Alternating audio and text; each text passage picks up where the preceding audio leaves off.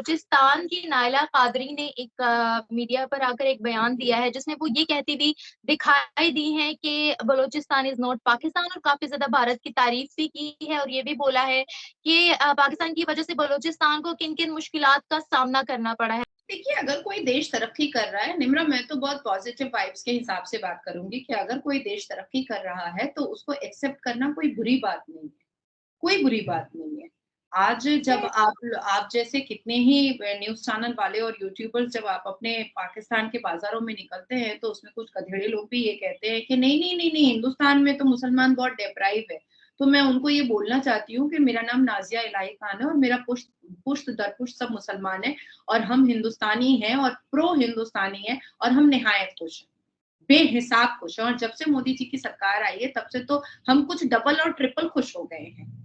क्योंकि जब तक मोदी जी की सरकार नहीं आई थी, तब तक हम खुद को डिप्राइव समझते थे। बलूचिस्तान के अंदर क्रांति बढ़ रही है, यहाँ तक कि जो बलूचिस्तान की गवर्नमेंट इन एग्जाइल है, जैसे पंजाब की और मणिपुर की गवर्नमेंट इन एग्जाइल है, उसी तरीके से बलूचिस्तान की भी गवर्नमेंट इन एग्जाइल है।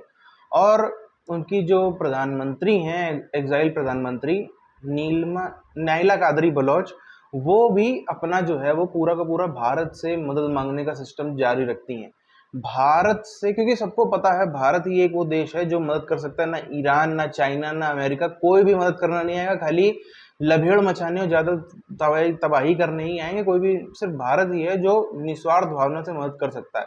और भारत को अभी कर रहा हो ना कर रहा हो, लेकिन इससे ज्यादा तो डेफिनेटली करनी ही चाहिए जब तक बलूचिस्तान आजाद ना हो जाए। कोई भी इनकार नहीं कर सकता है कि पाकिस्तान आज ऐसे दुर्दशा पर आकर खड़ा हो गया है, जो कहता जरूर है कि हम इस्लामिक देश हैं और हम कुरान पर चलते हैं। सिर्फ इस्लामिक देश करके, देश बोल करके 75 सालों से मुस्लिम कंट्रीज को कन्विंस करके भीख मांग करके लेकर आता था पाकिस्तान, पर इसने पाकिस्तान की आवाम के लिए कुछ भी नहीं किया। अपना एक देश बनाना है मुसलमानों के लिए, ठीक है। जितने भी मुसलमान जो पुंजहन थे, जितने भी मुसलमान जिनकी जिनकी बुद्धि भ्रष्ट हुई थी, सोचा कि एक नया नया इस्लामिक देश बन जाएगा तो कहीं ना कहीं मुसलमानों को बहुत ज्यादा प्रिविलेज मिल जाएगा। क्राइम मतलब पाकिस्तान, किडनैपिंग मतलब पाकिस्तान, कन्वर्शन मतलब पाकिस्तान, अपहरण मतलब पाकिस्तान, चाइल्ड मैरिज मतलब पाकिस्तान, गुंडागर्दी मतलब पाकिस्तान, बम बारूद गोला मतलब पाकिस्तान, धमकी मतलब पाकिस्तान, अजमल कसब मतलब पाकिस्तान, उसामा बिन लादेन मतलब पाकिस्तान। इवन अगर आप थोड़ा सा पीछे चले जाइए तो बेनजीर भुट्टो ने अपने बाल बच्चों को पाकिस्तान में नहीं पाला था। एक नाम बताइए पाकिस्तान में जिसने जमीन से आकर के, एक गरीबी से आकर के बहुत बड़ा प्राइम मिनिस्टर बन गया और बहुत बड़ा आदमी बन गया और पॉलिटिक्स में उसने बहुत बड़ा नाम कमा लिया। ये आपके पाकिस्तान में दिखाई नहीं देगा, ठीक है। अब मैं आती हूँ कि उन बेचारी वो जो बेचारी खातून है, उनके मुंह से इतना दर्द क्यों अब निकल रहा है। ये दर्द देखिए, होता क्या है ना कि एक गुस्सा और एक झंझलाहट जो होती है ना, वो बर्दाश्त करते करते करते करते एक बार ब्लास्ट हो पाकिस्तान की सरकार को, तो वो झंझलाहट उस खातून के मुंह से बाहर आई है। मैं आपके चैनल के माध्यम से निम्रा ये बताना चाहूंगी कि हर वो इंसान आज कलेजा पीट करके पाकिस्तान में रो रहा होगा, जो आजादी के वक्त जिन जिन मुसलमानों ने पाकिस्तान को चूज किया ये सोच करके कि अरे वो तो इस्लामिक देश बन रहा है, तो अब तो मेरी तो नैया पार हो गई।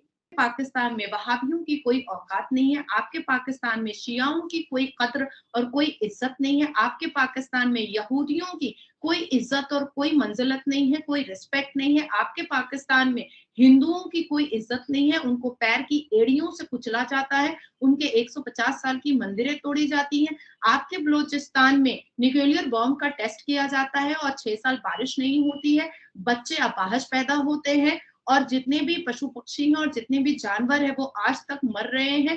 पूरा का पूरा फॉरेस्ट जो है वो बर्बाद हो चुका है, पूरे के पूरे एनिमल वाइल्ड लाइफ जो है वो बर्बाद हो चुकी है। पाकिस्तानी लड़का उसको वर्गलाया है और वो चले गई थी एयरपोर्ट बिना पासपोर्ट वीजा के कि हमको यहाँ से टिकट दीजिए, मैं लाहौर जाऊंगी।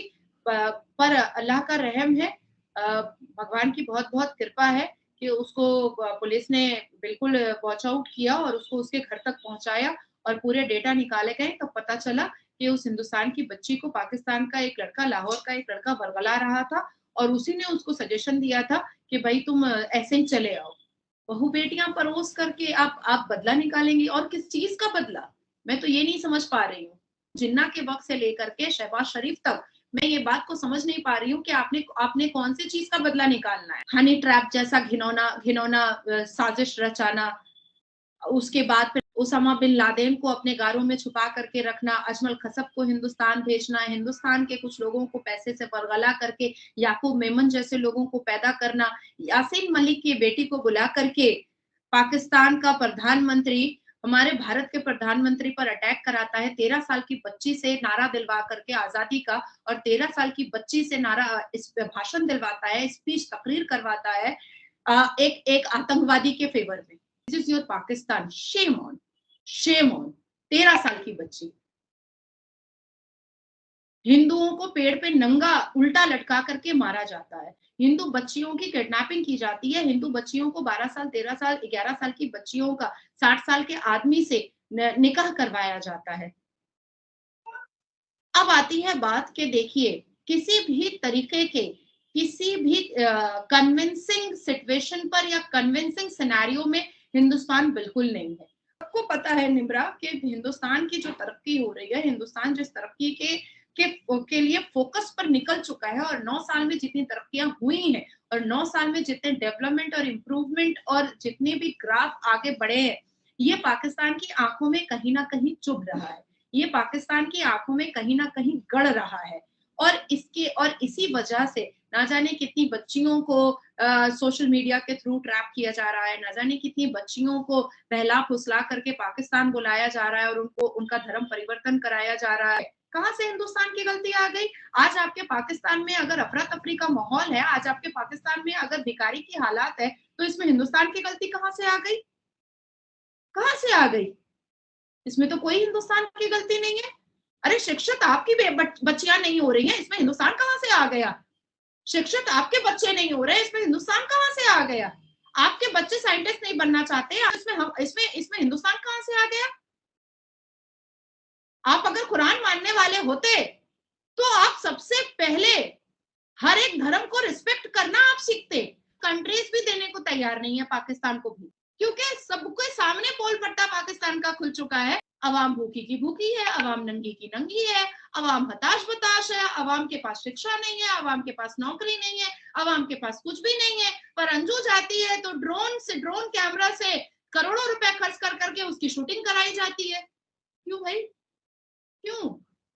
ये कहर नाजिल हो गया है पाकिस्तान पर। बलूचिस्तान की प्राइम मिनिस्टर इन एग्जाइल जो हैं वो नाइला कादरी बलोच, वो भारत से बार बार मदद मांगती हुई नजर आती हैं, क्योंकि सबको पता है जब बांग्लादेश भी अलग हो रहा था तब जो आज की मौजूदा प्रधानमंत्री हैं बांग्लादेश की शेख हसीना, उनके पिताजी ने शेख मुजीबुर रहमान ने भारत से सहायता मांगी थी और वो खुद भी भारत में रही थी जब पाकिस्तानी फौज ने पूरी तरीके से हमला बोल रखा था इनके शेख मुजीबुर रहमान के परिवार के ऊपर, तो उन्होंने अपने बच्चों को भारत में दिल्ली में सुरक्षित रखा हुआ था। तो भारत का कितना एहसान है ये सब जानते हैं।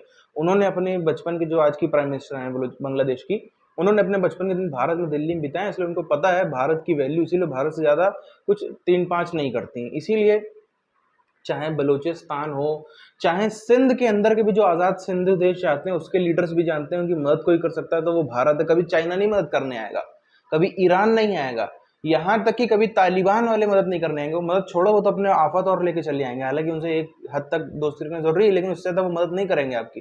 भारत ही एक ऐसा देश है जो आपकी मदद भी कर देगा, आपको आज़ाद भी करा सकता है और उसके बाद आपके ऊपर अपना हक भी नहीं जमाएगा। ये सा भारत ने एग्जाम्पल है। हक जमाना छोड़ो, भारत की जो उस समय लीडरशिप थी इंदिरा गांधी जी की, हक जमाना छोड़ो, उन्होंने इतना भी नहीं किया कि 20 किलोमीटर थोड़ा सा चिकन नेक चौड़ा करवा लें, त्रिपुरा को समुद्र से जोड़ने के लिए कुछ रास्ता बना लें, इतना तक भी नहीं किया, तो और तो इससे ज़्यादा क्या ही होगा।